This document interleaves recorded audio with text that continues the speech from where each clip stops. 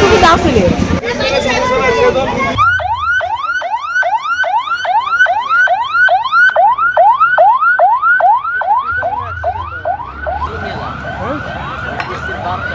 সিটির কারণে ভাই এই জায়গায় এই কুসো বিট দিয়েছে, হাইয়ের রোডটা কুসো বিট দেওয়াটা উচিত নয়।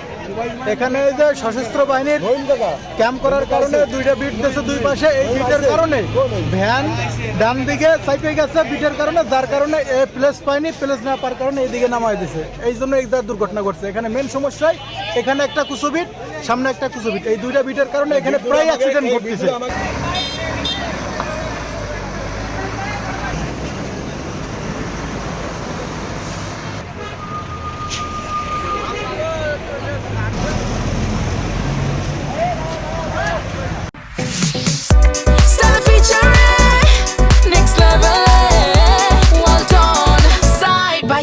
Fridge.